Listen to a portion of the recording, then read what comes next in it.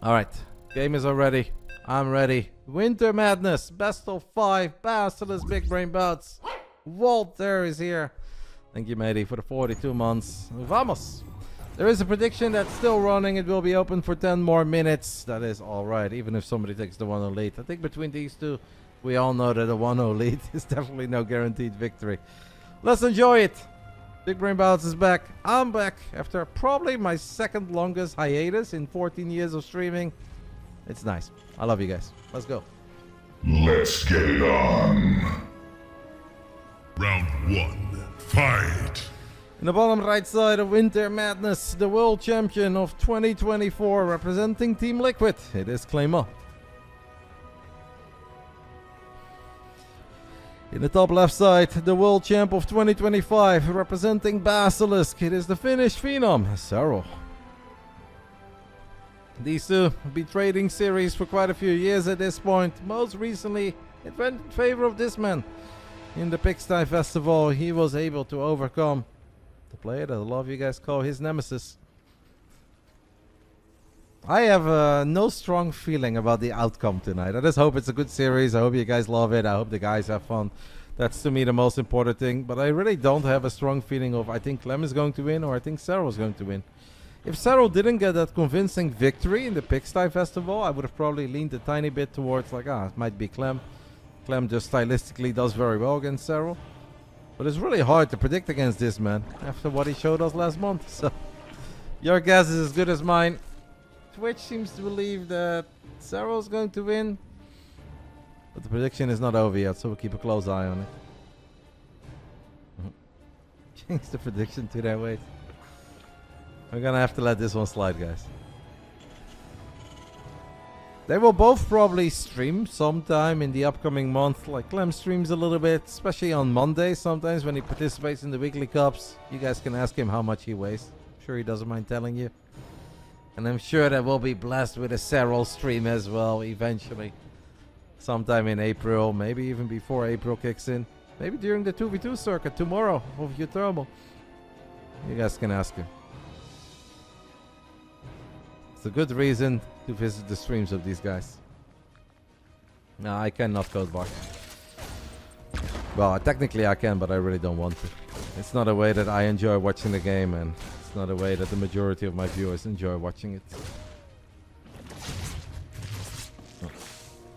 To each their own. Obviously, when it comes to certain overlays or settings, everyone's gonna have a different opinion. But I have ran predictions on what people like, what people don't like. And these were the winning outcomes. And I'm sticking to it. Oh, the Reaper is awfully close to falling. Well, tomorrow, apparently there's more 2v2. I was a bit out of that. I didn't know that there was a 2v2 cup tomorrow, but I'm glad we checked that. And obviously a lot of the guys like to stream their 2v2 adventures as well, so that is going to be fun. Kudos to Mark. Mark is a legend.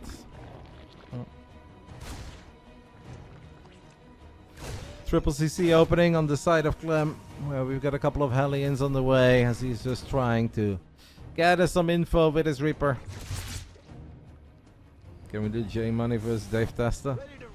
I think J Money's a bit of a favorite in that one these days. J Money's got hands, mate. He's been practicing for the Oklahoma March Madness. Shout out to Erniak. This weekend there is a LAN tournament happening in North America. If you guys are in or near Oklahoma, might be worth checking out. A couple of Europeans made the trip as well. Gerald and Jumi are there. There is Starcraft to watch over in Oklahoma. And obviously it's always cool to show up for live events and show some support and love for the game. Oh.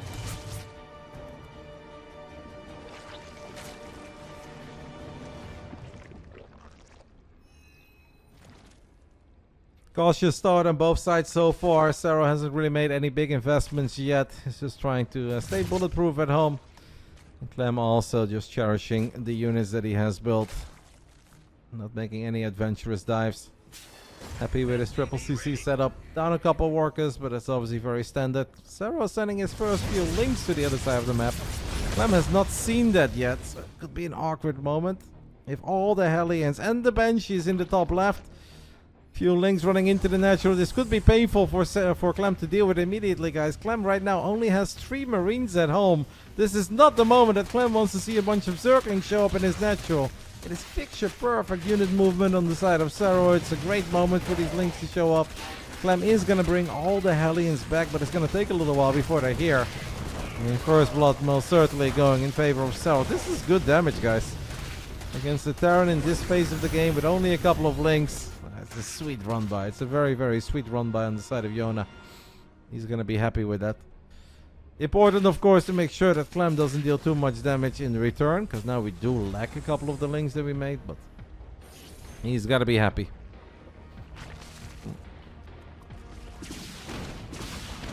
It's going to be more than happy. Overseer is out as well. One queen is gonna get saved, actually. It looked like it was gonna go down. Now the Hellions and the Reaper are gonna try to get lucky, maybe over here in the third phase, but Clem does not want to click everything in too deep. Can't quite sync up the Hellions and the Reaper with the 2 Banshees yet either. I mean, Jonas is looking really good here. So far, not giving away a whole lot. It's a couple of drones falling, but even the Banshees are starting to go low on HP. Banshees are kind of stuck. Oh, he cloaked it. I actually don't think that the Overseer was in range, or maybe the Queen just shot at the other Banshee, but that was kind of cute. Still though, so far so good on the side of Serral, who's going for +1 melee, Banelings and Aspire. Oh, that's a fun way to kick off this series. Knowing that this is Winter Madness with that super freaking annoying Liberator spot, unless they fixed that in the last 3 weeks when I was gone, but that would be a surprise. Maybe the Aspire is kind of cute here.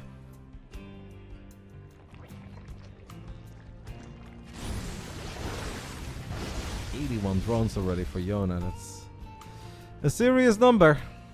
At least Clem has been able to save both of his Banshees. He can repair them, and they can obviously be very useful defensively. I'm doing good, matey. Bit of a zombie today, but doing good. Happy to be watching Serral Clem on the Friday evening. And of course, the biggest of shoutouts to BASILISK for always allowing me to run the BBB. It makes me happy. Makes you guys happy. Makes the gamers happy. Isn't that what it's all about? Clem is gonna stim forward. Gone down a couple of creep tumors. We are 10 seconds away from the 1-1 upgrades kicking in, but those are 10 seconds that will feel awfully long. Not as long as my flight, but still awfully long if a bunch of Zerglings and Queens are on top of your Marines. Does Clem know yet, guys? I feel like Clem hasn't really seen a whole lot. Like, he may be expecting it based on everything that he has seen on the edge of creep, but Clem hasn't gotten into the natural. Clem hasn't seen anything in the main base in forever. Thank you, Max Matey, for the 62 months. ZG is actually currently in Asia as well. Just in case you guys are worried where ZG is. Saucy was in Taipei. Never been. Kind of jealous. Mutas are going to fly into the main base, and here it most certainly shows that Clem did not see everything that he would have loved to see, because we don't have a single missile turret here. The Wither Mines are, well, either still in production or not here. Does have a couple of Marines and a few tanks on the other side of the map. Mutas will always find damage. And Clem is so far out of position. Clem has a bit of a miss, really does try to pick up a couple of units there, but Baneling still connected. I mean, Serral Supplies is looking very, very pretty. There is one missile turret over at the third. This is obviously going to be a bit annoying. Banshees are full HP as well. Mutas can maybe get on top of it as Serral rings the overseas. Not quite enough though to kill the Banshee for now. I think even if it's an awkward fight up this ramp, at this point Serral most certainly has the numbers to just go for it, as the first tank will fall. That second tank should also fall off. A couple of links just get on top of it. Clem has a lot of extra units making its way over. Now that's a serious amount of reinforcements. 10 minutes into Winter Madness. And Clem's supply is just not quite where I think it needs to be. Unless he would have like a 2 upgrade advantage, but he simply doesn't. If anything, it feels like Serral his upgrades are ahead. Couple of Wither Mines can always complicate things. Hellbats can be annoying to deal with. That first Wither Mine shot looked scary, wasn't all that scary in the end. Serral feels confident enough to split up the Mutas and see if he can find some damage in the natural of Clem. Since Clem has just rallied all of his forces towards the top side. Could be difficult, but one turret is good enough for now. She's good, Timmy. He's having a fun time. I think Ravi is there as well, actually. Hive is done for Serral. 10-minute game with a big run by early. Hive is done. It's going to be forced to cancel this hatch temporarily though. HeroMarine cavern on the way. I mean, Clem's still just working with mostly Marines and Marauders. Couple HeroMarines in the mix. Well, a couple is 7 now. That's actually gone pretty quick. And we've got our first Thor out. Second one on the way. There's so much creep though. There's so much creep. We do not have a Ghost Academy yet. We do have a good HeroMarine shot. Clem is doing a pretty good job in controlling this top right side of the map. That's the one spot where I think Serral would have loved to have a bit more creep. And he doesn't yet. Units lost the resource step. 11 minutes in shows us 4,800 against 3,900. HeroMarines will burrow. One of them should get a good shot. Two of them actually die without getting a shot off. And it just feels that Serral is working with massive numbers. But Clem is maxed out at this point. And if Clem can actually get all of his units, this is probably a moment where Serral is not looking to fight, especially not off creep. Because he has invested in the BASILISK cavern. We've got Kindness Splitting on the way. HeroMarine shot from downtown is decent. Couple of banelings miss relic. So derping a little. This is an awkward moment for Serral. Serral would love to just wait a little longer until he can get his hands on his Reynor cleanse. Clem knows that, so Clem is sending it. The micro obviously on both sides is excellent. Nice pickup on the Thor. HeroMarine shots. Not the dream HeroMarine shots yet. For Serral it's okay to lose some supplies, so you can actually replace that with Ultras. Because right now Clem's army is not going to be all that hot against Ultras with Kindness, but that's still going to take a while.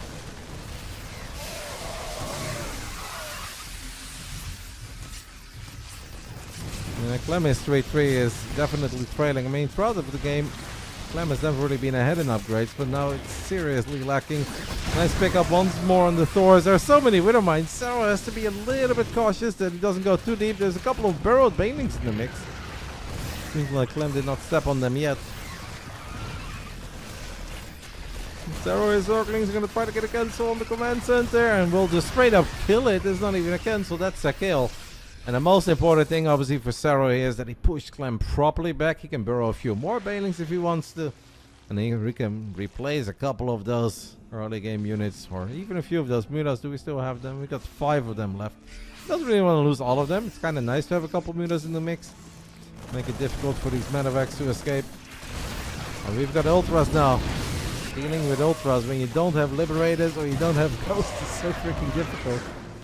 Even if your micro is as good as Clem. We do have a couple libs in the bottom left side, but those are the only Liberators that are currently out. Nice target fire on the mutas, but this is why it's so nice for Serral to still have a couple of these mutas out.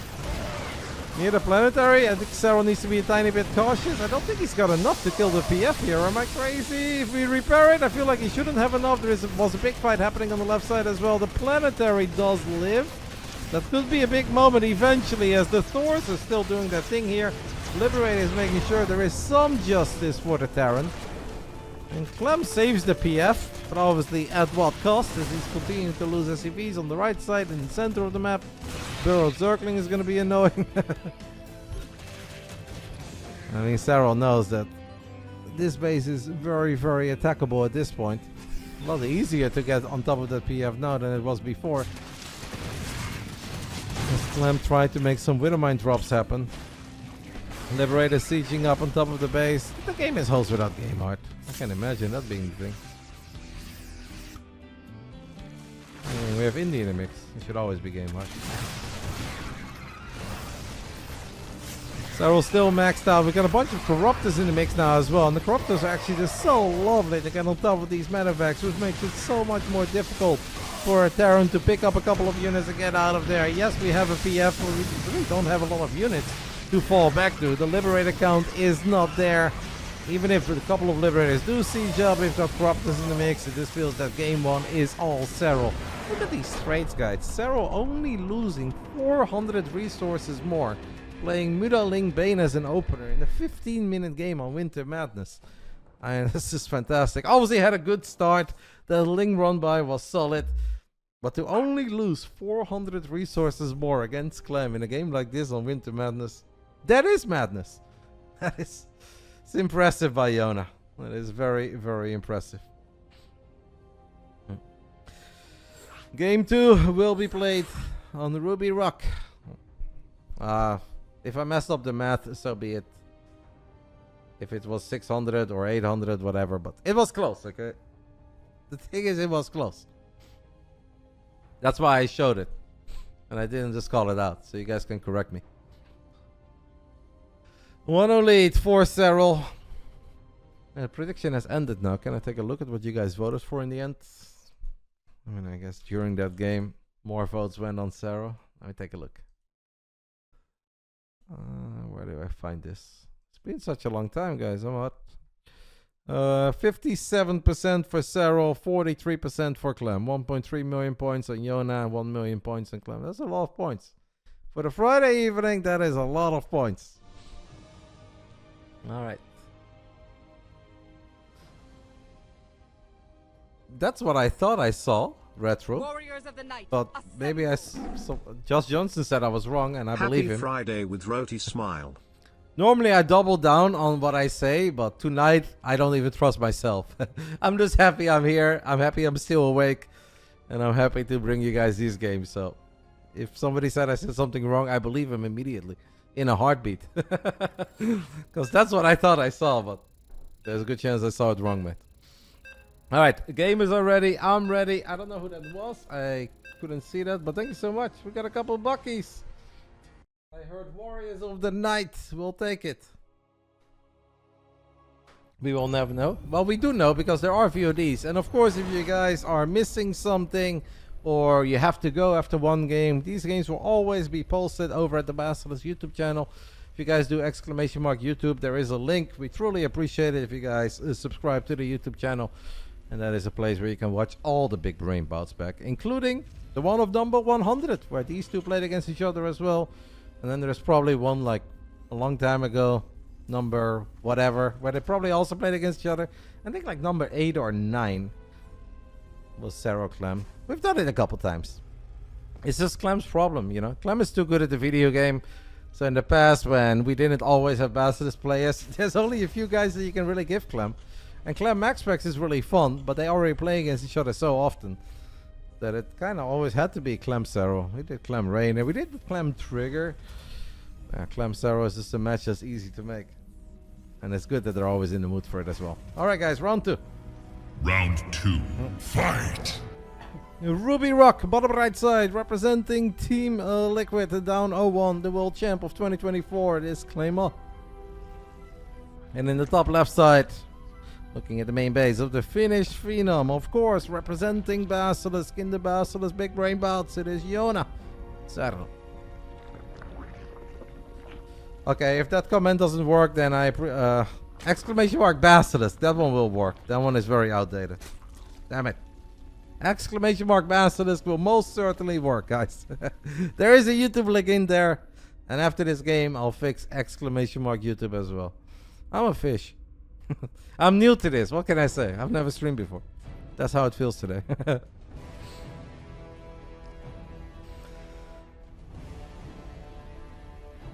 Clem dropping a second Rex, guys. I'm going to switch things up a little bit. Clem opening up with 2 Rex here. Would Stefano have any chance against current SC2 players? Definitely against a lot of SC2 players. Because even the out-of-shape Stefano is still very good. If you're asking, does Stefano have a chance against Serral or Clem? No. That is obviously not going to go very well for Ilias. But Stefano was quite good. We had him in the Big Brain Bouts, I want to say, like 20 or 30 editions ago.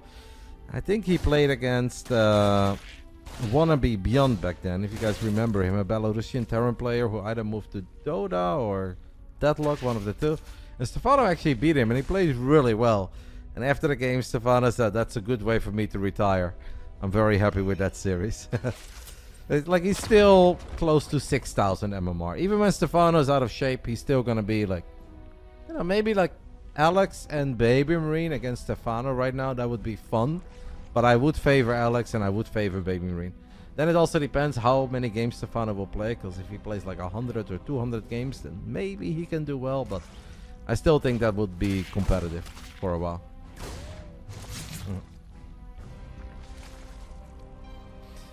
Serral's building quite a few links here. I'm gonna keep a close eye on that. How much did Clem see? Clem didn't see everything, but he saw enough. Solid Zergling count early on here for Serral. Yes, at this point, Clem, because of the opening he went for, obviously doesn't have the Hellions that Terrans love to rely on when they have to worry about a bunch of Zerglings early. No, Stefano is definitely not playing a lot of Starcraft these days. He may still play a few games once in a while, but he's not active. He was recently in Amsterdam and he asked me to come out, but everybody thinks that it takes me 12 minutes to get to Amsterdam. It's actually kind of hell. It's really difficult from where I live, so it's not something that I can make happen in the blink of an eye, especially now that there's other things to take care of. But I did see Stefano during Ben's wedding. I feel like I saw him one more time after that, but I forgot what that was for. Early armory this time around on the side of Clem. Let's see, Serral lost an Overlord, correct? Oh, he got picked off over here. Serral does drop an early Baneling Nest. Obviously it's not as far as Rodeo is familiar with a bunch of Marines and Hellbats early on. Even if you know it's... I mean, Clem really has got serious amount of workers, no? I have a hard time believing that Clem could ever only be at 28 SCV, so Clem has really cut some SCV production in favor of just getting as many battle units as quickly as possible to the other side of the map. And the Baneling Nest is still not done. The first Hellions have already morphed into Hellbats. The Queen count is really freaking high though, and a couple of the Marines are still stuck inside of that medevac. But Clem believes in the power of the guy with the gun. What a build by Clem.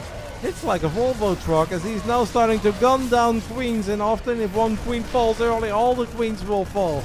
Clem with a bit of a TVP special in TVZ. It looked standard for a while, and then you look at his worker count, you're like, wait a minute.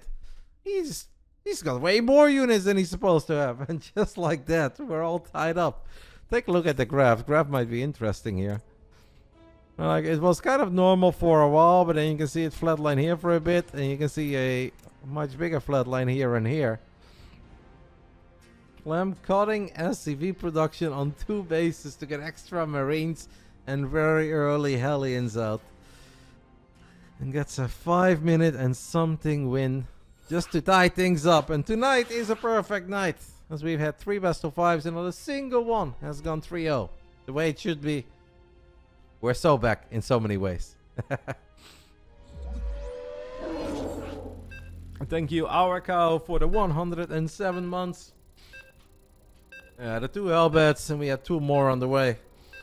And it's also so important that you're decisive there. I'll be honest, if I'm Clem and I see the Lings and I see the Queens, you're still kind of like, oh, that's a lot of Zerg. Clem never looked back. Believed in the power of his army, believed in the power of his build. And just like that, we've got a series, guys. The way that every best of 5 tonight has been a proper series. Let's go. Round 3. Fight. Thank you, Doc, as well, for the 5 months. So much love. Ah, it feels good to be back, doesn't it? Bottom left side of Old Republic. We're looking at the main base of our blue Terran from Team Liquid. It is Clem. Top right side, we're looking at the main base of our red Zerg. Basilisk very own is Serral.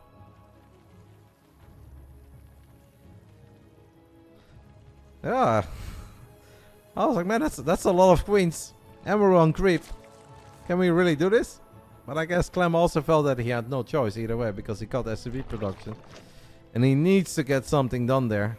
And I guess the moment he doesn't see either a lot of roaches or a lot of banelings, he will always just go for it. And the kid was most certainly right. Yeah, very sharp build. That's one that I feel like if you are an ambitious Terran player and you're playing a couple of ladder games, it should be kind of fun to copy and imitate. May not be as sharp as Clem ones, but should be able to find some success with it. So we're all tied up between these 2 goats, titans, absolute legends. Don't stop me now, because you're having such a good time. That one? Not gonna do any karaoke. Didn't even do any karaoke, guys. Kind of a shame, actually. Spending 17 days in Korea and I didn't do a single karaoke session. Gotta make up for it next time around. But I made up for it while eating great Korean food. It's gonna take a little while before we recover from that. Yeah, I know. Just only technically had 1 day for that, and that would have been the day in Seoul, or I would have gone by myself. Like, my time in Jeju was amazing, but it is a little bit lonely. It's like long work days, and then I just kind of follow all the action because I want to be as prepared as possible. And then I play a bit of Mechabellum in my hotel room, and that's kind of it. It's not like the most eventful, but I still love it because it's a fun experience for me. And then in Seoul, when I did meet Reynor and Tasteless and Scarlett, it wasn't a karaoke night. It was a have food and have a feast and get a little out of line kind of night. Triple CC once more, this time around for Clem, who is doing the early Reaper SCV thing, and that forces Serral to expand in the center. That could become a bit of a problem later on, but Serral was very decisive about it. Just figured that this is the base he wanted to take immediately, and so be it. Did you go to Hello Kitty Island? No, I don't even know what it is. I actually didn't even really leave the resort that I was at, where I stayed and where I worked. I arrived and 15 days later I left it. But it's a pretty big place, so I can go for a walk and visit the izakaya and visit the Korean barbecues and go to some stores. That's kind of all I did. And a lot of Mechabellum. It's the perfect travel game, guys. What can I say? And I played some F1 with the guys, but that was kind of painful. Playing F1 on a laptop was not ideal. But it was still fun. You watch a couple streams. Indie! Oh. You wanna know Roddy's karaoke song? Not very creative, mate. I'm a bit with the classics. But the one that I often bust out that people don't expect is definitely Waka Waka. I'm a big Shakira fan. What can I say? It's a classic. And everybody loves it. Bottom left, Jojo Fox. It's like the Xinhua landing resort. It's where they have the theme park and the water park.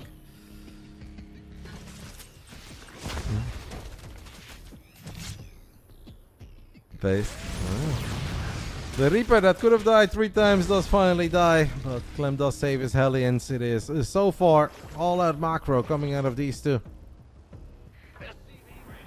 It is a bit uncomfortable for Serral to have so many drones already this early on, obviously in the center of the map, that are potentially a bit exposed. Hello, historian. Thank you, matey. Enjoy your weekend. I saw that you're in Oklahoma. I said it before, guys, but there is an offline event happening in Oklahoma this weekend. March Madness. ENIAC organizing it. A lot of great Starcraft 2 folks are there. I know that you guys are from all over the place, but if you're in the area, you should check it out. You won't regret it. It's always fun to meet some fellow StarCraft 2 enthusiasts. Watch a couple gameplays, have a good time before, after, during the games. Why Oklahoma? Because that is where ENIAC decided to run his tournament.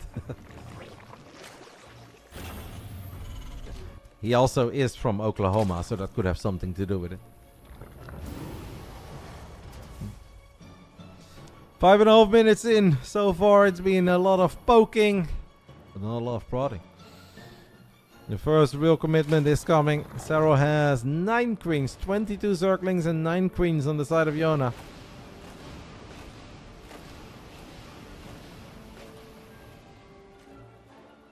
Marines obviously have stim, but that is all they have. It's a lot of queens. It's difficult to engage into this many queens if you don't have combat shield yet, or you don't have any of those upgrades that Marines benefit from oh so much. As it should be, a historian. If we're going to a StarCraft 2 event and we're not having a blast, we're really doing it wrong. A game that came out in 2010, if we can still unite us in 2026, we better be having a freaking good time if we're meeting each other in real life. Otherwise, we're messing up. There's no other way to put it. So I'm glad to hear that it's fun, and I'm sure that it will be an amazing weekend. Couple of 3 tumors getting picked off here on the side of Iona, but he does have the queens and the links here, so he's going to push the Marines away. Armory is definitely not late this time around on the side of Clem. Serral does have double Evo up and running, +1 melee, +1 carapace. Bailing Nest on the way, and the Hydra then is done. And Hydra speed is on the way. A couple of links actually got a got Clem to cancel his CC on the low ground. It was literally just 2 Zerglings, I believe. So I'm actually very surprised that he cancelled it. Now, I don't think it was like anywhere near completing. But maybe a bit of a panic reaction there on the side of Clem, because I have a hard time believing that Serral had the DPS there to really get a cancel. Maybe the tank got some friendly fire off and that scared Clem, and Clem didn't want to lose all 400 minerals, so he decided to hit the snap cancel. But it's a lovely little victory for Clem, for Serral. Getting Clem to cancel CC while he was scouting with like 2 Zerglings. Clem throws down a scan in the center of the map. Widowmine shots always have potential, but the first one connects with a single Zergling. The second one connects with a single Zergling. That is 10 out of 10 defense by Yona once more, as Clem has picked up all of these units, has unloaded them on the right side of the rocks. But Serral's still there. Clem is looking for his first real victory with his Marines. Bit of a herpy-derpy pickup, but it works out in the end. Hello, well, thank you, matey, for the 45 months. Appreciate it. Drilling claws on the way. We've got double factory, 1 reactor, 1 tech lab. At least that's what I assume it is. And that is what this most certainly is. Viking, sensor tower.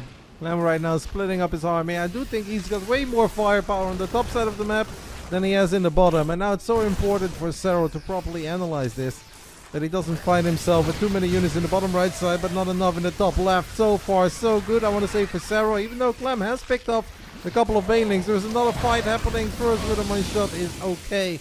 And Clem is forced to pick up all these units. Clem doing Clem things over here as he's gunning down a bunch of banelings.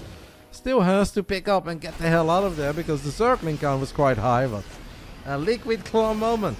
Liquid Clem. You love to see it. Kid doesn't miss a baneling if he's on point. But Serral so far also doing a 10 out of 10 job in tracking all these units of Clem. I don't think he's really taken a proper bad fight yet. And he definitely has the economy where he could take a mediocre fight and still be fine. But you don't want to give Clem too much momentum. No one is more deadly. I mean, Serral has already lost more resources in a difference than he did in game 1. But he's rich. He's got Hive that's halfway done. We've got Barrow on the way. Clem does have some units on 3 different locations of the map. It's going to be somewhat difficult for Yona to deal with. RotterdaM is on the way. Ken goes down. Gonna lose some creep spread here. It's a bit awkward as the banelings at first looked like they were retreating towards the natural, but 8 turn left and they connect with Terran units in a way that I'm sure Serral was quite happy with. I mean, so far it feels to me that Yona is quite bulletproof. That's a lovely victory there for Clem, as Clem of course hits us with the retarget the way he always hits us with the retarget. That Widowmine killed a medevac, but still got a really good connection on the Zerglings. So 2 pretty acceptable Widowmine shots there on the side of Clem. And that is obviously what he's looking for, and then some, because I mean, Hive Tech is done. And the Reynor cleanse is on the way. The Lurker then is about to finish up. We've got our first Nidus network on the production tab. Clem is not quite ready yet to really deal with Lurkers, but we are building 3 Liberators at a time now. And also it's going to be kind of hard for Serral to maybe get a strong Nidus up on the other side of the map. Because at this point, other than a Changeling or 2, he doesn't really have any vision.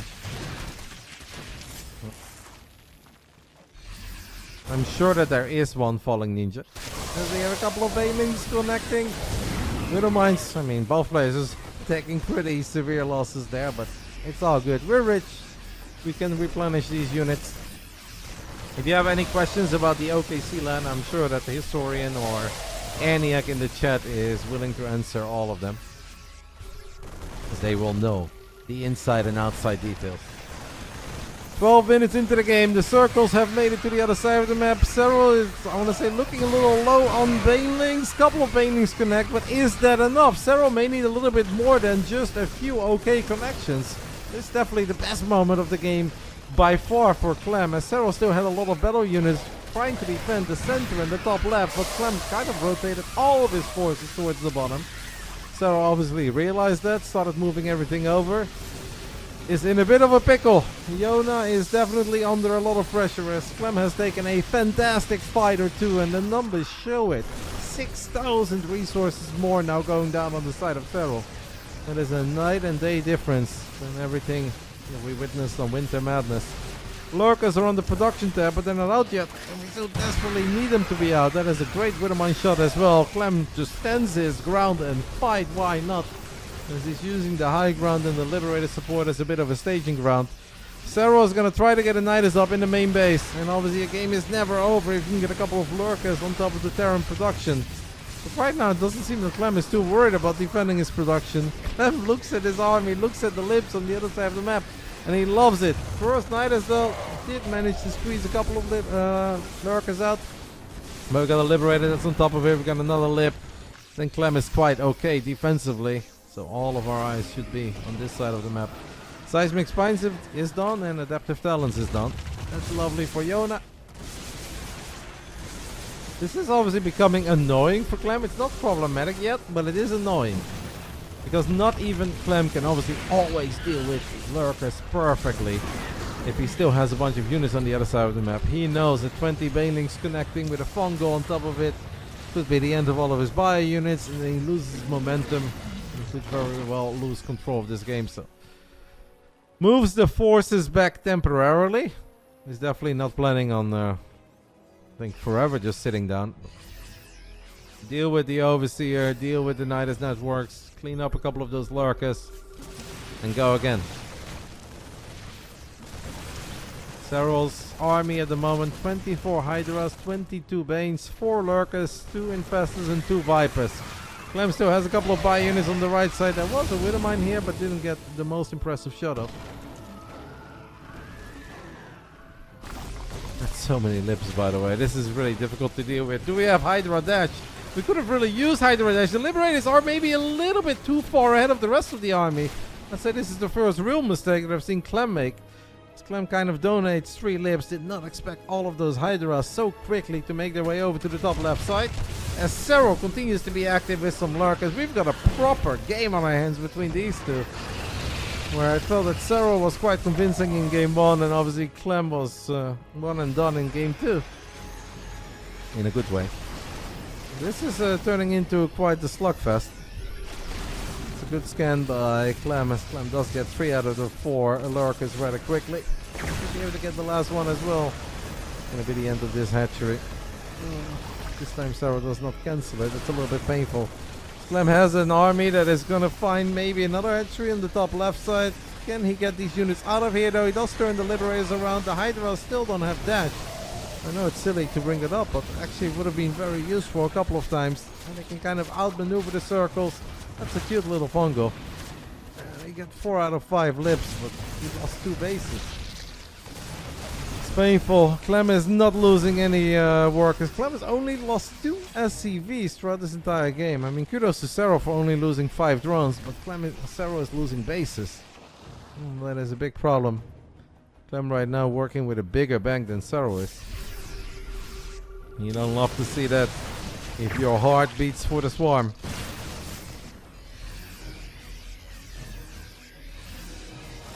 Like a minor, very soft contain at this point. It's far away from any of the current bases that Serral's working with, but Clem obviously knows that he is mining of plenty of fresh mineral lines and Vespine geysers, and Serral at this point is not. We do have a couple of barreled Banelings, but they did not manage to connect with a whole lot. I think it's a single Lurker that's being annoying over here on the bottom side of the map. What have we got here? Just changelings.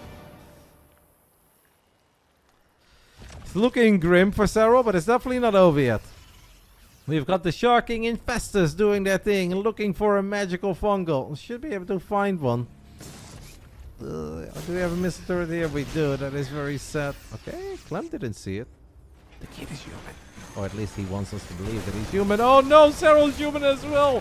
As he loses all 3 Vipers. That is a total disaster. Just when maybe there was a tiny bit of hope for Serral, he loses all 3 Vipers. He does kill the Lips, and we did have another fight happening on the left side, where Serral has successfully pushed Clem back, but losing those 3 Vipers, that's just really painful. He's not going to use the 2 tiny Banelings. Little snipe. Lynx, Banes, Hydras. Get a little surround. We're going to unburrow the Banelings to connect with the ghost. It's kind of cute. It's a sick game. It is a sick game, but it was bad news for Serral that he lost those spellcasters, as it takes a while to rebuild them and then takes even longer to get all the energy back. The Hydras take care of the Liberators quickly enough. They are dashing. We are going to gun them down. Okay. Yona is most certainly battling. It feels like this is an uphill battle, as it most certainly is an uphill battle. But he's not going down without a fight. It is really cool to see a game like this. 18 minutes, and it feels like it's been 10 minutes of non-stop action at this point. That's a great fungal. Corruptus get most of the medevacs.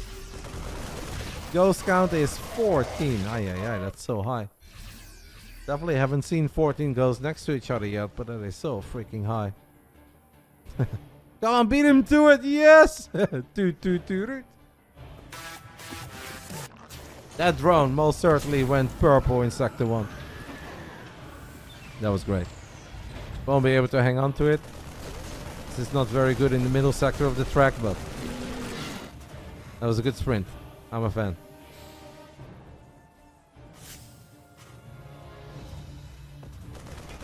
"19 Marines, 1 tank, 5 lips, 14 Widow Mines, and 14 Ghosts." That is the army that Clem is currently working with.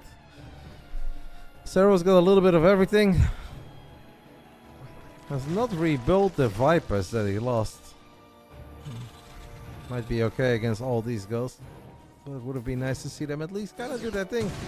Couple Power Bombs, couple Blinding Clouds. So it does do a good job against these Widow Mines. Does a good job against that one as well. At this point it is a split map scenario, but it doesn't really feel like it's a proper split map scenario yet. This is obviously far from an position that Clem can never really engage into, even though that is a fantastic fungal. Maybe the Corruptus can get the medevac with all the precious cargo and get the empty one, but still got a couple of the goals. We have a Nidus coming online in the natural. Lurkers starting to be annoying. I mean, Serral is making this very difficult for Clem. Definitely not easy for Clem to just kind of push through and get a couple lips set up and do a little pew pew pew. It's a lot more complicated than that. Serral's actually the one who's got slightly more minerals in the bank now. Way more gas even. Might get a good old nuke fiesta over here. See our first nuke on the production tab. 2 extra ghost academies on the way. We've got missile turrets. We've got sensor towers. We've got 20 ghosts. Soon 22. And I don't know about you. That's a lot of ghosts. Now, Old Republic is at least not one of these very narrow maps where at one point it just becomes impossible to really ever move units around without stepping into a planetary or 5 circles of the Liberators. There might still be some maneuverability. The orbital count is... Sorry, I'm very blind. 8. 8 orbitals right now. As a bunch of the ghosts could potentially be exposed, but there's so many missile turrets here, and that's going to make it very painful for these Corruptors to go in. But Serral still feels like he needs to go in. I was going to say maybe he can throw a couple of Banelings, but that's kind of difficult next to a missile turret. It wasn't a total disaster, but it obviously wasn't very good either. But Serral's done such a good job in somehow securing additional bases and getting a real economy going, despite the fact that he was in a lot of trouble more than once in this game.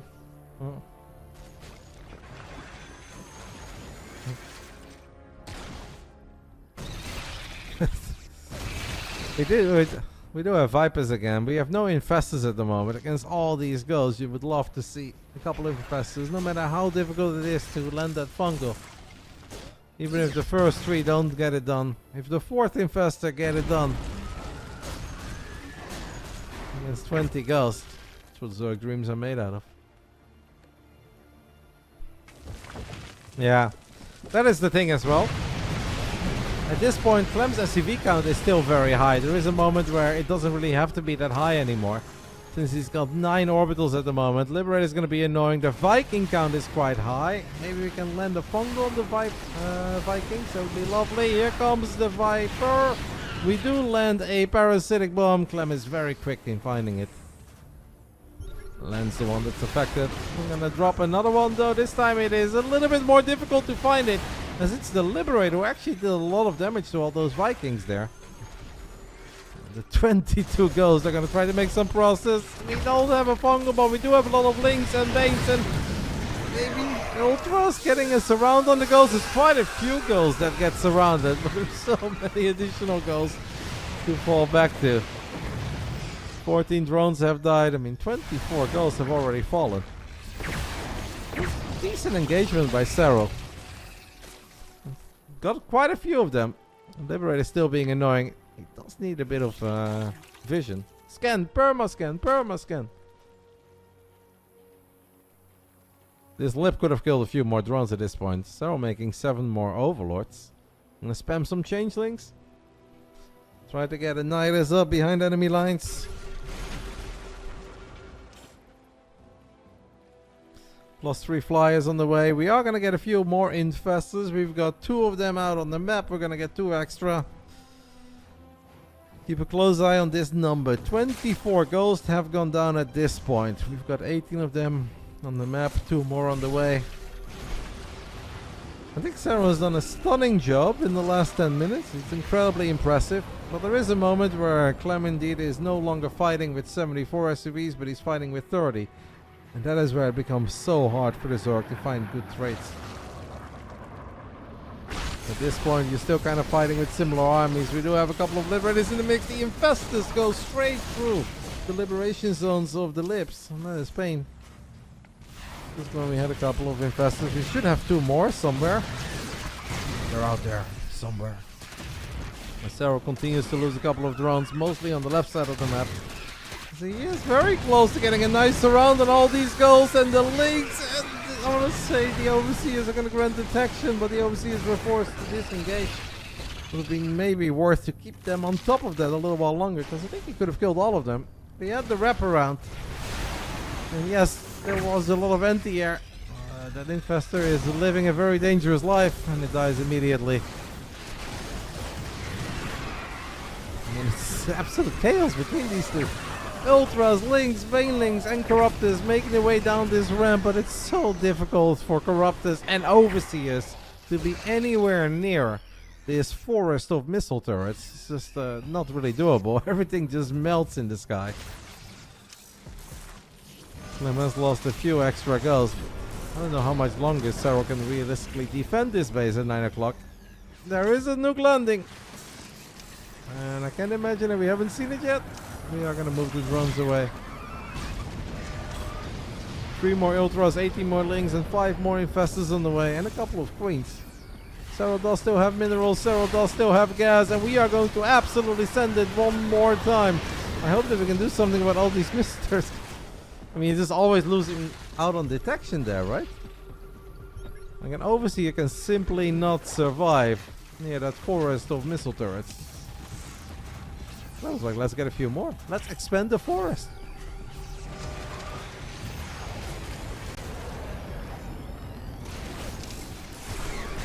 Ghost is going to try to land another nuke as a couple of the Widow Mines did get picked up on the high ground. Serral is getting in range, but yeah, no way. And obviously going that deep near a planetary, near a defensive tank that is somewhere chilling on the high ground, and you don't have any Overseers, or you don't have any Corruptors. This feels like there is a moment where your Zerg army will always run out of steam, and that's when the Terran turns around and you hear pew pew pew pew pew, and you're not loving it anymore. Serral knows that. He's gonna start working his way. I mean, come on, this is ridiculous though. This is ridiculous. We have 25 turrets on the map. 25 turrets. As a nuke lands on this hatchery, the hatch is awfully low. It's a mix of ghosts, Widow Mines, a lot of... Oh, new nuke. We had the back-to-back nuke. The hatchery will fall, but Serral immediately replaces it. 138 army supply against 134. These two, it really does feel like they've been battling since minute 10 non-stop. And if it's not an all-out war, there is definitely some Cold era war style going on over here, but Clem is making some good progress now with all the mines, with the lips. I don't think Serral can really realistically hang on to this position any longer, so he's going to try to maybe make some magic happen here. There's actually only one planetary, and that planetary is very far away. So perhaps we could have been a tiny bit more annoying here, especially if Clem had basically his entire army on the left side. I mean, just look at what these lings are already accomplishing. At the same time, Serral is going to try to send it, but this line of turrets is never ending. There will be a moment where no amount of corruptors or no amount of overseers can possibly stay alive. The DPS of turrets is mental. Clem knows it and Clem loves it. I don't think Serral's really loving it here. 29 minutes into Old Republic. Couple of changelings getting picked off. And more missile turrets being built. 30 ghosts have gone down at this point. I don't even really know what would be the best way for Serral to go about this. Maybe like a shove through the center, I don't know. It feels like going down this ramp is a nightmare, is a proper Zerg nightmare.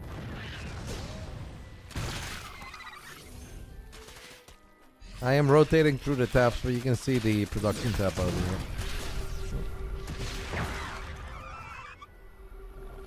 Yeah, but in Serral's defense, I thought Serral was kind of cooked a long time ago. And then he continued to battle, and he continued to find some pretty good trades. Now, winning this game would be a minor modern-day miracle. But we're gonna throw out the ultimate caster cliche. If anyone could do it... that nuke is awfully close to going down, but does not go down yet. I mean, as long as Clem doesn't have like 200 army supply, I kind of still believe there is a tiny chance. Obviously, Clem's bank is becoming problematic. Clem is having an easier time making his way through the front line as he's going to land a nuke, and I would love to show you guys that nuke, but I think we have to look at this fight, as this could very well be the final fight if this is a total disaster. I mean, Serral is not super stubborn. He kind of gets in there, pushes the turrets back, gets a couple liberators, gets a widow mine or two. Oh my goodness, he's dropping them, yo. Serral's doing a 10 out of 10 job in not overstaying his welcome. I don't know if it's going to be enough to win this game. But it's so tempting as a Zerg to just be like, F it, we're clicking it in and we'll see what we can kill, and then you lose everything and it all melts and you're like, oh, okay, unlucky, nothing I could have done there. I really love how Serral kind of commits, but then he disengages at the right moment.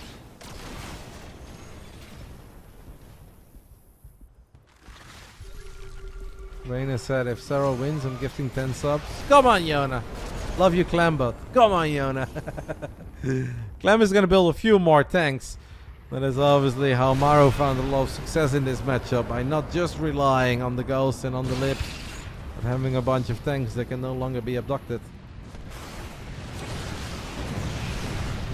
Yeah, I am surprised that Clem's CV count is still so high, but it's not like he's doing bad. So I'm definitely not going to say that this is a mistake by Clem or whatever. Like, Clem is playing a pretty amazing game.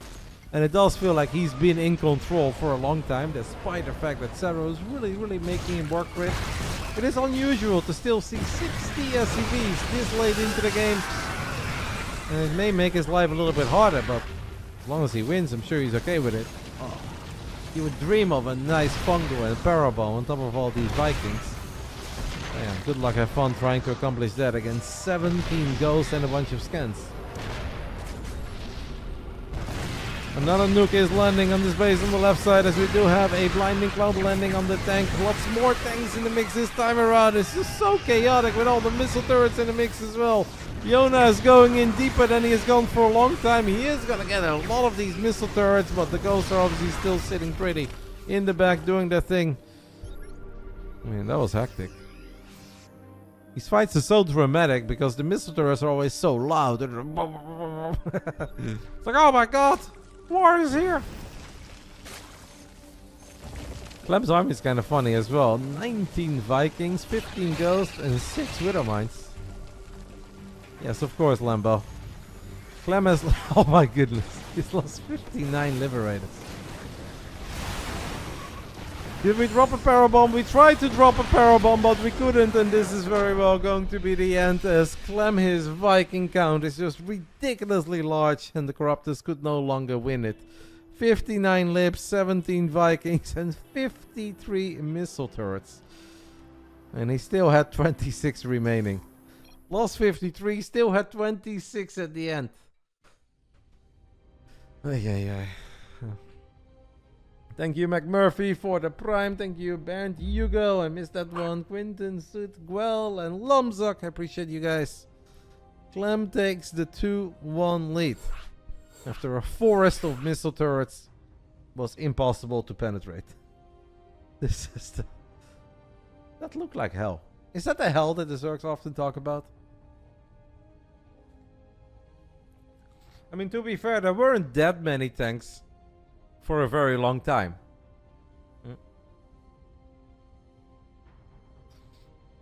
And like towards the very end, Clem started adding a few tanks. He had that one safety tank near his triangle that was protecting the fourth base. But it's not like Clem had tanks everywhere that, you know, were hiding around every corner and were impossible to abduct. This was more just the lips from the very beginning. Liberators, Widow Mines, and lots of circles. Sensor towers.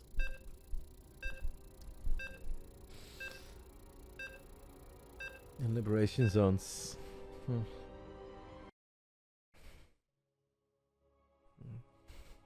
Alrighty. Game 4. 10k feet. Here we go. Could be the final game of the night. Hopefully we get one more. And wouldn't everyone be happy then? Round 4 on 10,000 feet. Here we go. Round 4. Fight.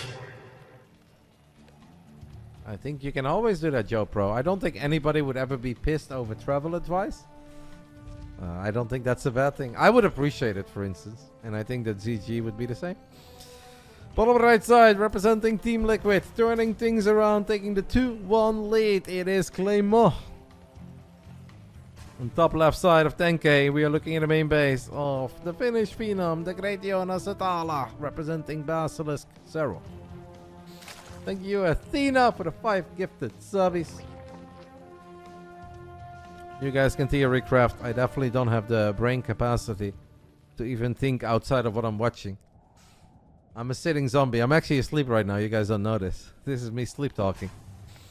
But I'm glad you guys had fun. I think that was a sick game. Obviously very high level stuff coming out of both. Did feel that Clem was in a really good position for a while. And he kind of took his time. But Yona did a great job in at one point almost turning me into a believer. Where I was like, well, we're getting bases. We've got some units out there. We're taking some already fights. Even if it wasn't good enough in the end. I was impressed.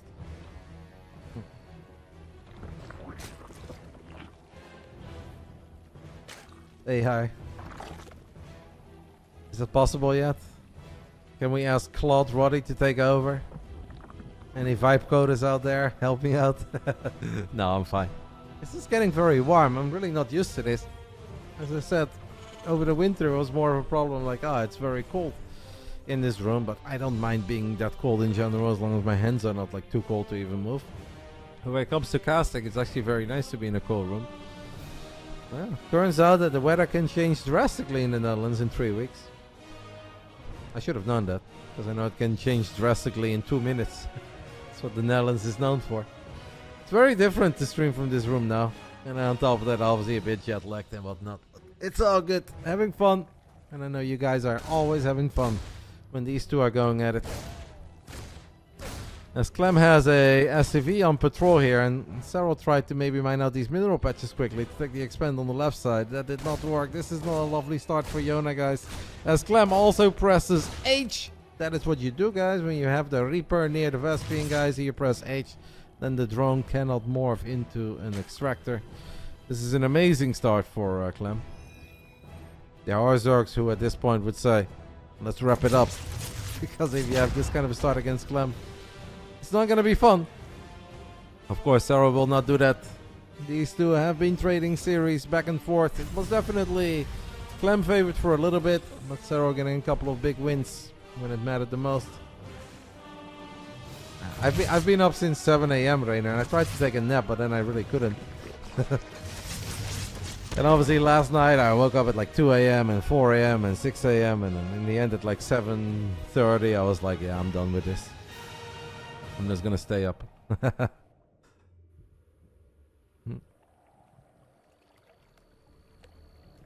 That's a very quick lair on the side of Serral. Serral going for a lair before even starting circling speed, before really revealing anything. Is now dropping a very cheeky hidden roach warren in the back of the natural. Clem seems to be very, very, very suspicious. Did that Reaper go in deep enough? No, I didn't actually see a whole lot there, but is most certainly very sus, as the kids would say, of something not being quite right. I'm still rooting for Game 5, by the way, guys. Despite the fact that I'm obviously feeling a little bit out of it, I'm definitely rooting for Game 5. And not just because Serral's representing Basilisk. That's just, this has been a good Big Brain Bouts. I think we had a couple of great series. The first one was epic. The second one was damn good. Marston with a very impressive showing. And obviously it'd be fun to see Serral and Clem go for all 5. If I see these kind of builds and I would be hiding the name tag, I would be a non-believer immediately. I'm not a very big Roach believer in this matchup. Could have something to do with the fact that I've spent too much time with Reynor in my life. We all know that Reynor is not the biggest Roach believer out there, but then you see Serral do his thing and you gotta become a little bit of a believer. And the fact that it is Jonah makes me hopeful that we can still turn this into something. If this was not a Serral game, I'd be like, okay, Zerg is mega toast. What are we going to do here? Run a couple roaches to the other side of the map into Stim Bio? I'd be so worried. And I'm actually still kind of a little bit worried, despite the fact that I know it's Serral. And Clem seems really locked in as he scouts with the empty medevac as well. These are all the cute little subtle plays. Did salvage the bunker apparently that he had earlier. Might be like a minor overreaction at this point, but is there really an overreaction when you know that Serral has spent so many resources on all these roaches and the Ravager early on? My Clem is like, wait a minute, I haven't seen anything yet. I was like, oh, I'm gonna show it. I mean business. Getting a few depots would be lovely. Serral's so good in turning me into a Roach believer. What are the ladies up to? Hello? Hello? Uh-oh. No, we're just gonna drop a couple creep tumors? Okay. Got a bit of creep everywhere. Cats would be very proud.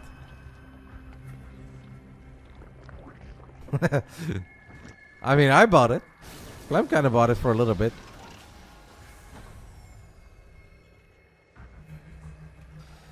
We have a 10 worker lead. But the infestation pit is obviously somewhat late. Hydra is kind of late. We're not doing bad when it comes to the upgrades. Come on, Yona. Give us a game 5. We got this far today. Let's get one more. Despite everything in the beginning, and despite all those roaches and the single Ravager, we still have a 6 minute and 45 second hive. I can make 0 units and I would struggle getting a 645 hive. Now I know that says a lot more about my Zerg than the average Zerg out there. I totally agree, but it's so early. It's so early. Clem does have a lot of firepower in all these Marines.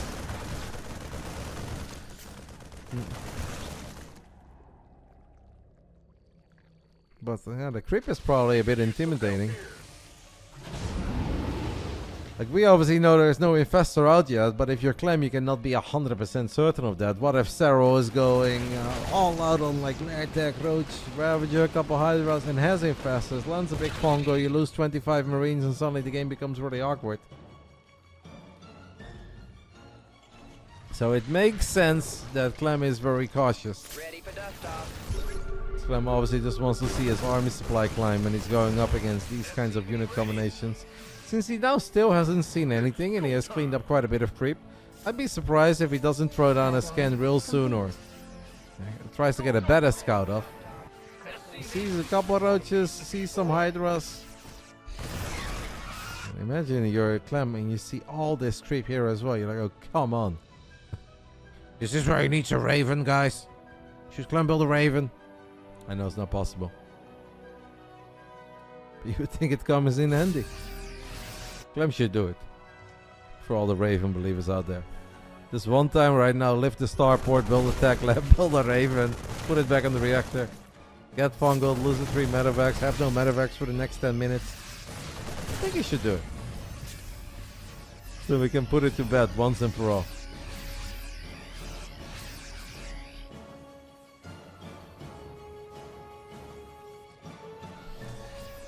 Nine-minute game. Serral has Hive. Lurker then on the way. Getting Hydra dash as well. Or launch. But we're still dashing. Dash is the original name. And we're sticking to it. If Tasteless can call charge Zealot legs in the year 2026, we can most certainly go with dash.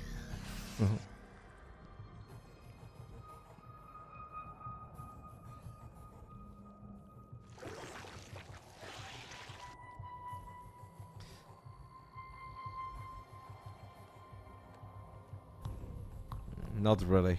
Haven't seen it a whole lot.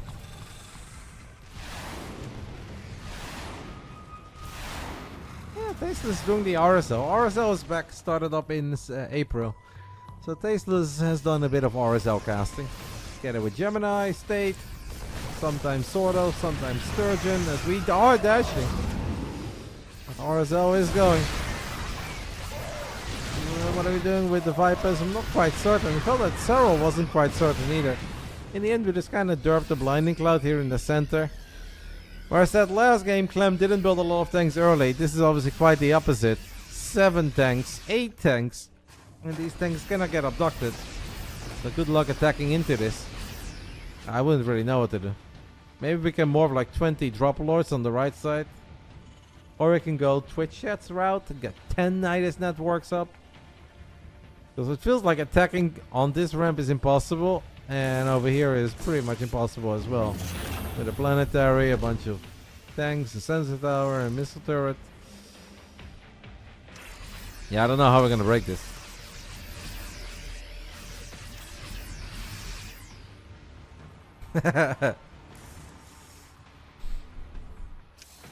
Yeah, I don't really know what we're going to do here.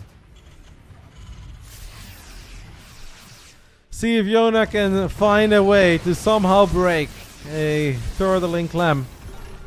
Clem throws down a scan. We do have a couple of Vipers in the mix. We drop a Blinding Cloud on top of the bio. That kind of made it very difficult for the bio to be impactful.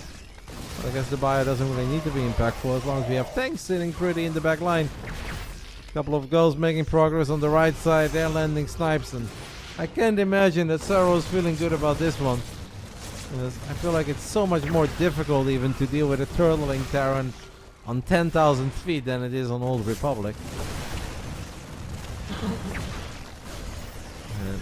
12 minutes in. Of course, I don't think the start was ideal for Serral at all with the SCV block, the drone loss. Making the roaches, not really getting much done. Still had a quick hive, does dash forward, believes in the power of the roach hydra over here, lands a nice Blinding Cloud on top of the bio too. Drops a couple of changelings on top of the army, trying to create the Zerg force field. Didn't quite work, but they're actually taking an alright fight, all things considered. But these are the alright fights you can find if the tanks are not there, if there aren't a bunch of planetaries nearby to worry about, or a million liberators that are set up. If it's just some bio, you can find a fight like that. But there are moments where that's just not doable. Serral knows that, so we're gonna get 14 lurkers instead. We've got how many overseers? 19. That's a reasonable number. I like 19. Shout out to our boy Rogue. 19 overseers. Here we go. Reynor has mentioned to me a couple of times that he thinks that Clem is truly bizarre when it comes to sniping changelings. Well, Reynor, point has been made. 19 of them make it into the natural and into the main base. Unlucky kid. Can't win them all.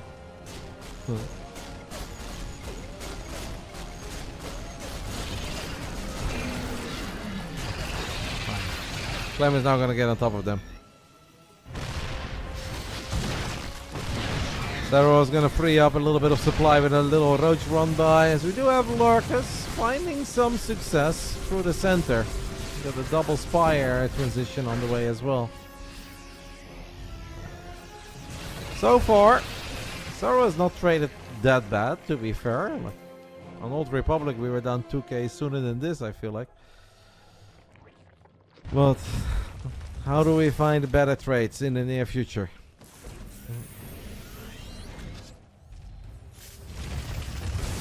Alright. Get a couple Wither Mines, tiny victory. We've got a Nidus attempt in the main base. We got a second Nidus attempt in the main base, and Clem is a bit out of position. He is gonna stim. That tank is maybe gonna make it more difficult for the buy units to get over here in time. We've got a Gulls, we've got a tank. That's a decent amount of lurkers though. Nidus is in the main base. Switch shit. 1. Reynor 0. It's not even a 10 Nidus, there's only 2 of them. There's a lot of tanks still though. And the tanks are kind of doing their thing. So far, this is annoying for Clem, but it's not all that scary. But he did move a lot of army supply over, and that might be the moment. If there is ever somehow a moment for Serral, it might be when Clem moves over a little too much army supply to deal with the Nidus in the main base, as it will become very difficult. Oh my goodness, that's so many lurkers. 19 lurkers, 2 Vipers and 19 lurkers. Here we go. We're just gonna send it. Leroy Jenkins, never look back. We got a bunch of overseas in the mix as well. The planetary dice. I mean, the ghost count is so freaking high though. It's 18 of them. And you think that it's difficult for Clem to deal with that. And then Clem is like, no, not really. Pew, pew, pew, pew, pew, pew. It's like, ah, the kid is fine. He pew-peeled his way out of trouble. That looked very dicey for a split second. You have a few more changelings. They're gonna get picked up as well. Maybe Reynor was onto something after all. Clem cosplaying like Maru here on 10,000 feet on the Friday evening.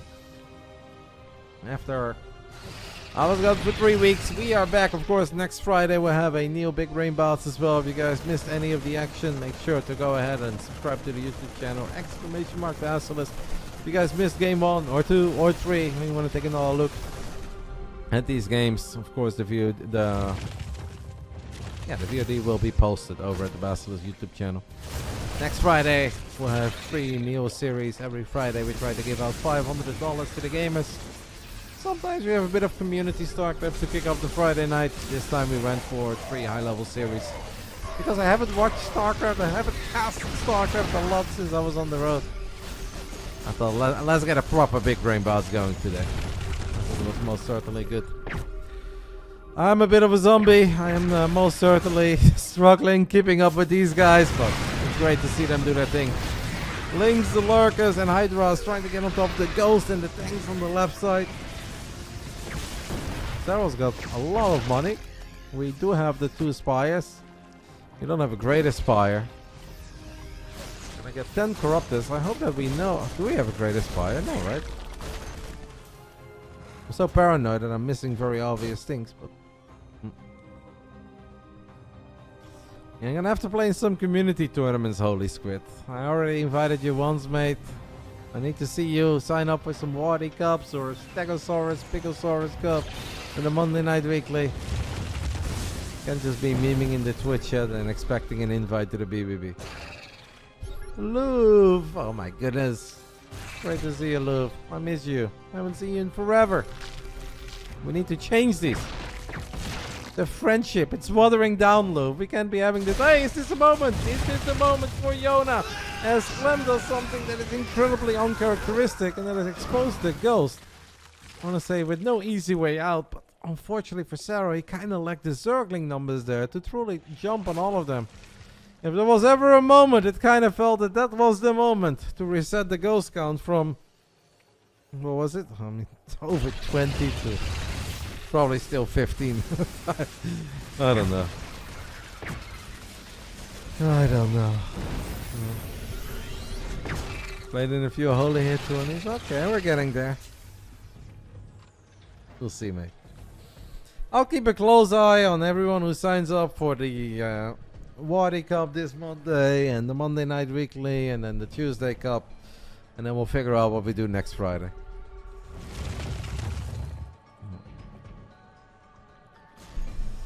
Now, Serral's bank is massive. I don't think Clem is really in any rush. Clem is kind of chilling. The Great Aspire is done. We've got 10 Broodlords on the way. We've got +2 flyer attacks on the way as well. It's okay. One day I'll get my beautiful German car, Lou. And I'll be driving down that Autobahn. And I'll visit you guys. I have to spend some time with the puppies. It has to happen. I've seen too much of them not to give them a good cuddle, at least one. And I heard you guys moved, so that's very exciting.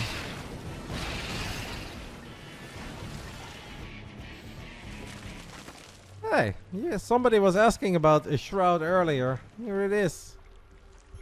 Microbial shroud. I don't know if it's gonna shine, but it's on the way. Doomred played not too long ago, Pi. I love Doomred, but especially when it comes to like some of the guys that are not 5.7k or lower, I feel like there's a lot of people to choose from. We still need to give Beast a shot once. Don't want to invite the same guys too often.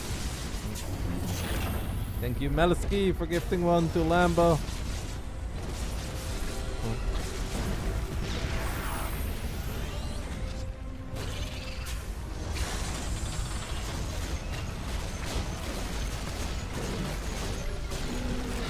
Linus gets picked off by a bunch of ghosts doing their thing from the high ground. Serral trying to make some progress with the spores, with Broodlords, with Infestors. We land the fungal, but not really connecting with the ghost yet. He is doing a good job though, and at least reducing the tanks over here. We land another fungal. How many more fungals do we have? We have a couple. This is a big moment for Serral, who is mega rich, but obviously can't afford to lose all of this for not a whole lot. To see a tiny bit of that beautiful combo of the parasitic bomb and the fungal there. Ghost getting in and out of range, and Serral moving his Broodlords in and out of range.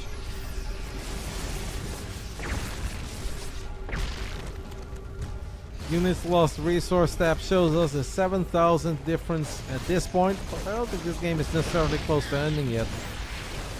Leave it up to Serral to still turn this into one hell of a game. It felt like the roach start didn't really work out. You don't know the sicko. But Clem obviously has taken his time. Clem is playing a very defensive game 4 here. 200 bucks for the winner of this best of 5, 50 for the loser. That's the way we always do it.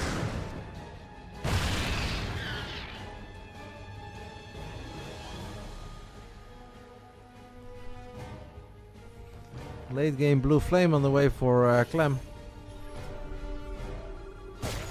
I do like the spores as well as a backup detection. Now, I don't think we're going to run out of detection anytime soon. We've got 18 overseers. But it's just nice to have a couple buildings to rely on too.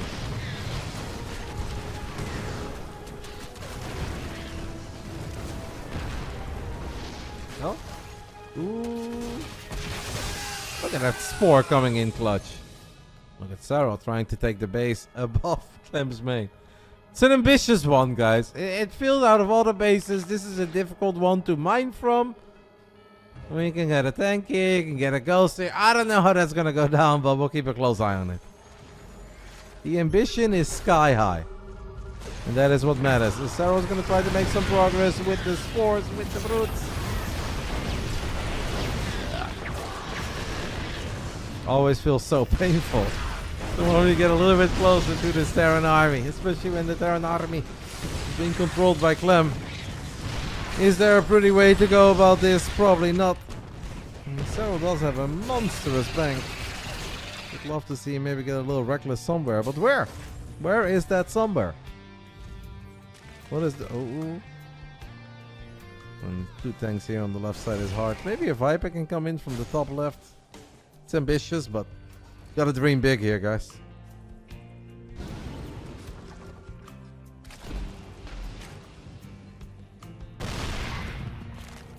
Okay, Serral is really gonna try to make a valiant effort of mining up this base. Gets high ground vision with the Overseer, and the Lurk is actually get it done. There is another tank from the natural, somehow in range. We're getting some resources. These are fights that I did not think I would see today. But we are seeing them a little bit. Oh, a tiny step forward for some of these tanks. It's not much, but it's honest work. Baby steps. Serral has a lot of infestors at this point. 9 of them. 1 Viper, 9 infestors.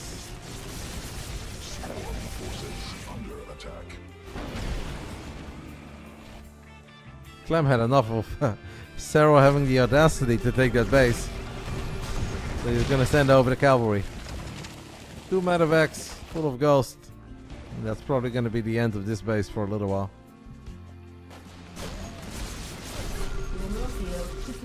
That lurker is like, no, get me out of here. Too late. Too late for the lurker. And it's gonna be the end of this base, at least for a little while. Now Serral is trying to move a lot of units over. He's wondering, is there an opening somewhere? Is there something we can do here? I don't know, maybe mining out these minerals actually makes Clem's life harder. We'll keep a close eye on it.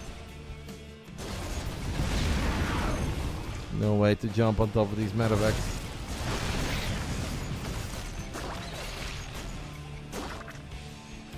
$57 workers against 52. The army's supply is still going to be somewhat similar.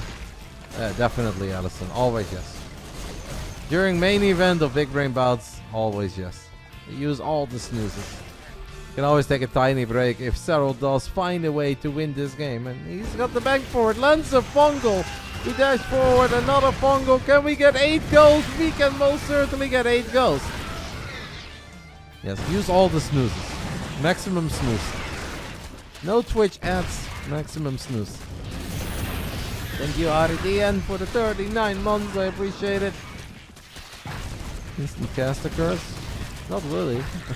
The opposite even. Nice cloak on the side of Clem there, saving that ghost against the Zerglings. Here is the call down for depot. Keep the Zerglings out. 12 roots, 17 Bane, 7 infestors, and a Viper. Oh my god, there's so many changelings. Just annoying. I'd just be frustrated if I was Clem. Thor goes and the Hellbat will be able to gun down this hatchery. Serral wondering, is there something that I can do either in the center or on the left side? I mean, the fact that he kept that base alive is already so freaking impressive. Clem definitely making some progress at first with the tanks and the Thors. The Yankees and a gazillion months, maybe. I appreciate it. 2 tanks get surrounded and they'll get picked off. I mean, it's still only like a 9,000 difference. It's been a 9,000 difference for a little while. Incredibly impressive. Serral supply is dropping a little bit at this point, as I believe the Clem took a really good fight on the right side. We're losing some drones as well. Serral obviously wants to rebuild. We most certainly have the bank to rebuild the units that we're losing. Do we have larva? Not as much as I think we should have.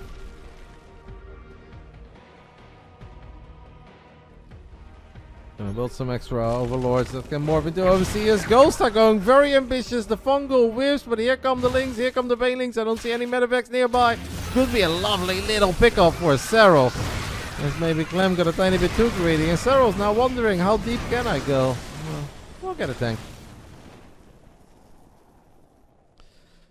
43 ghosts have died, guys. In a 28-minute game on 10k feet. 48 ghosts have died. Or 43, sorry. Still have 14.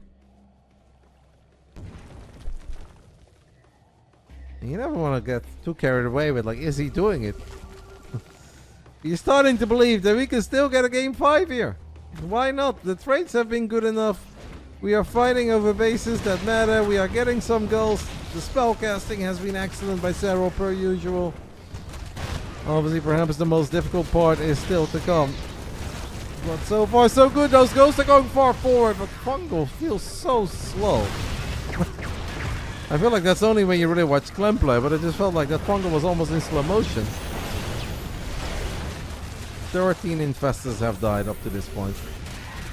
Ooh, links all over this space, and this time around Clem is not watching, is watching, saves the orbital, is going for a triple Tor drop in the main base. This feels a little bit adventurous and ambitious and expensive. Can we get away with this? I don't know. This is kind of bizarre, but apparently we can get away with it. Casual triple Tor drop into the main, harassing the hive. Business as usual. No better than Thor dropping in the center of the map, running into the entire army. Wait, this is spawning? Serral thought he was going to lose the spawning pool, guys, against the triple Thor drop. So he's like, let me rebuild the spawning pool.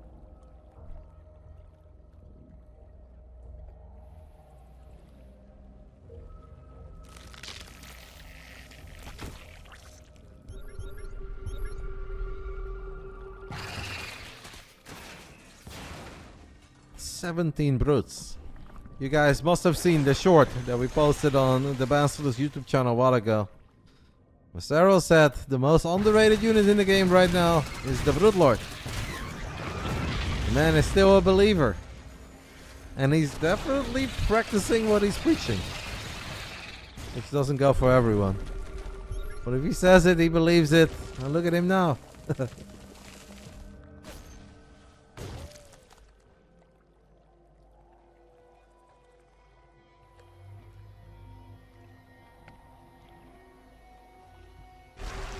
Did you release? It's not on me, Josh Johnson. I don't know if that one is out there actually. This is a bit of a messy fight, and that is an understatement. I've seen a lot of snipes go down, and it always kind of scares me for the Zerg. But Serral is still going deeper, landing a couple of neurals from the high ground as well. Can that make the difference when the Terran units are fighting for the Zerg? Neurals from the high ground, Ghost landing a couple of snipes from far, far away. I think we're out of lava once more. We got 8 of them. I mean, that was honestly pretty good for Serral, no? Actually, a cost-efficient fight. 31 minutes into the game. It was a cost-efficient fight. The Brute, it's shining. The difference got pushed back from 9k to 6k. The fungals from downtown. Steph would be very proud. And rightfully so. This is risky by Clem. This is very expensive. Low HP medevac casually loading in 4 ghosts. Tank is making some progress on the left side. Sniping a Corruptor. Serral is wondering, can we do it? And I think against this army, he may very well. 29 drones against 31 SCVs. Is it coming down to the wire today? Are we going to game 5? Of course, out of all the nights, this is the night where we have to go game 5. But I'm all for it. Clem temporarily forced to abandon this location. +2 ship weapons, not as impactful in this matchup as it is in PvP. Well, you will often hear us rave about it, and now it's a real game changer. We have Blue Flame. We have a couple Hellbats. Serral's going to try to get us around on the ghost, gets 1 tank. Might be able to get both of the tanks here. Gets another one, but there is a backup tank. And a couple of backup planetaries, no biggie. But Serral's maxed out once more. 15 brutes, 8 infestors, 1 viper. The most underrated unit in the game. Can he do it? Can we somehow punish this medevac? It's kind of tilting me. I'm not even playing.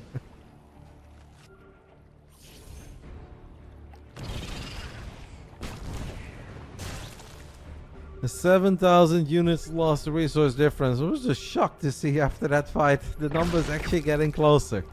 That's so rare. It's so incredibly rare. When there are so many ghosts and so many Thors and Liberators. How do the numbers get closer? Clem has no gas anymore. How much gas can he still mine actually? It might be worth taking a little look at it. A couple of the orbitals getting surrounded now. We're going to be forced to lift those up. There should be a lot of gas left in this base, right? Yeah, 3.6k. 3.6k can still be mined over the bottom right side. There's a couple of, well, lots of snipes go down. We saw an abductor too, and I believe we saw some other forms of spellcasting. Shroud is doing its thing. I don't know if it's going to make the difference. Both players very low on gas at this point. I don't even know. Serral's got like no gas income. Maybe there is like 1. Can he mine from this? Yeah, there's 500 gas left there on the left side, but we'll worry about that later. 21 ghosts in circles, making progress. But honestly, this base is not even that important anymore. The most important thing about this base is that it allows you to get closer to this one. That's the best thing about it. Clem is so greedy that he's even dropping a mule for the final 150 minerals. Kid just wants it all. No manners. So 150 minerals left, Clem. Let him mine it in peace. There's still... Okay, this one is about to run out. So 500 gas is left for Serral to mine, and that is it. Unless he gets his hand on one of the other extractors. But there's only one real base to mine from, and that is this one. And we have tried and it didn't quite work. Serral was wondering if there is a way he can jump on top of the army. The Broodlord's getting on top of both planetaries and getting the tank and some SCVs here is obviously nice. So at this point Clem doesn't really need them. There's a decent amount of minerals left here. 500, 600. Like 2k. Actually altogether close to 2,000 minerals left on the left side.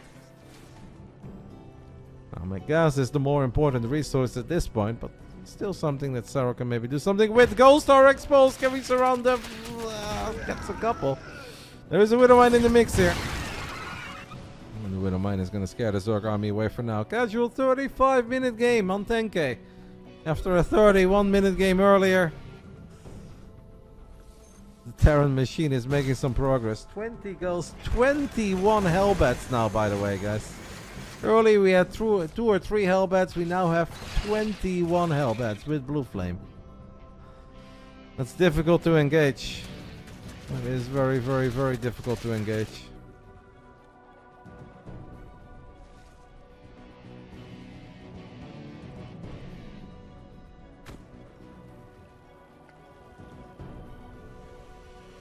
Still 2.6k gas left on those 2 refineries above Clem's main.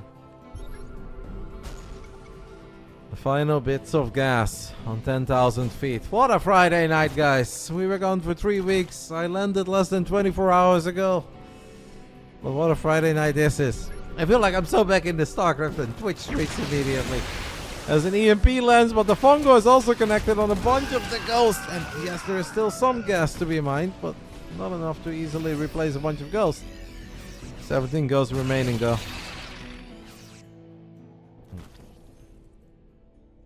Run-bys is very difficult to get run-bys going. There's planetaries everywhere and there's obviously Widowmines to worry about.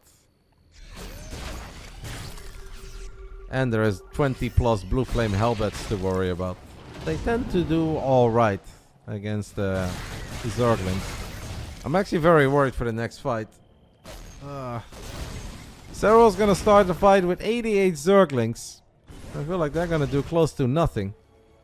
But maybe the Broodlords, maybe the Fungals or the Neuroparasites, the Blinding Clouds. This is gonna be a battle of spellcasting. EMP and Snipe versus Fungal. And Blinding Clouds, maybe an Abduct here or there.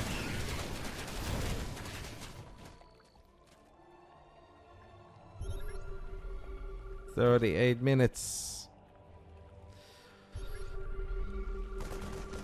Apparently in 3 minutes, guys, there will be Twitch ads. We have paused 3 times, you get 3 pauses. This game is so freaking long. There is nothing we can do about it anymore, but you might live in a region where there are no ads. I hope that is the case, or maybe they'll fight before these 3 minutes have gone by. There's a random ghost that's gonna get abducted. I mean, we're setting up for it. This could be it. I mean, Clem is basically out of money. Serral is also basically out of money as he's got 0 gas income. Does still have a bit of a bank. A 38-minute game. A fungal lens. Another fungal lens. The Broodlords are going to try to do their thing. Will the real justice please reign from above? It's fungal versus Snipe versus EMP. It is a bunch of links coming in from the right side. 20-something hellbats has turned into 8 hellbats. Still pretty terrifying Terran army, but it's nowhere near as big as before. It would have been amazing for Serral to get on top of these 3 ghosts. Sees it now. Clem's gonna pick them up. Doesn't have a boost. Maybe doesn't need a boost. No, I think the abduct here was on a little ghost. There was one ghost that was gonna get abducted into the army. I think overall it was not bad. Also, kudos to how Serral was moving his... Oh my goodness, he's doing it again! Okay, there's actually 420 minerals remaining here. That's serious money in this economy, guys. It is serious money. Not easy to get your hands on 420 minerals in this day and age. Thank you, Plasmodium, for making the incoming ad break less painful for at least 5 of us and supporting the channel. Thank you so much, matey. I appreciate it. Still, yeah. 1600 gas left on the right side. Just like real life. That was the pun, mate. Guess I'll... No. Stay away from that one, guys. Thank you to God of Cakes. 30 seconds, there are ads playing. I'm sorry, guys. Once an hour, ads play. We pause them 3 times. But I don't want to, like, spam ads after 1 game of Serral Clem or 2 games, so... Normally I wait until the warnings come, and I try to make it a fun experience for all of you guys. But yeah, if you then have a 40-minute game 4, it is going to happen eventually, but hopefully it won't be too bad for most of you. And obviously there is always the BASILISK YouTube channel to watch it all back. The video will probably be posted within 24 hours. To everyone that is watching this on YouTube, please be aware that I had a very, very, very long travel day yesterday. So I'm kind of out of it. But I've done my best to make it a fun night of Starcraft. And I think it was a good night of Starcraft. And it might be far from over. Who knows? We may very well get another 40-minute game. Pausing game? No, I would never ever do that. That would be very disrespectful towards the players. We're not gonna do that. That would be the worst move ever, mate. I would get perma-blocked by both Serral and Clem. And I love them. I get along with them very well. Let's never even consider that. Yeah. 4 Hellbats, 3 Liberators, as these gases are running a little while longer. It won't be a whole lot longer. Yeah, it's 1,000 gas. What a game. What a series. I love the last time, guys, that I did Serral Clem in the BBB. I feel like we had 22 minutes of gaming. I was like, you know, I was fresh, full of life, did not travel for 24 hours, was not middle seat for 14 hours and 20 minutes. 22 minutes, done. And then the day where I'm a total zombie, they're like 30-minute banger. Yeah, that's 40-minute bangers. Well, I appreciate it, lads. You love to see it. Love to see these 2 absolute legends go at it and putting on this showdown. And we could still get a game 5. Oh my goodness. I don't know if we can get a game 5. I look at this Terran army and I have shivers running down my spine. And these are not the nerd chills that Tasteless and Artosis are talking about. These are the shivers that I have when I close my eyes. And I lay in bed and I hear pew pew pew pew pew. You know that the best Zergies are deep in the tournament. But they're getting sniped.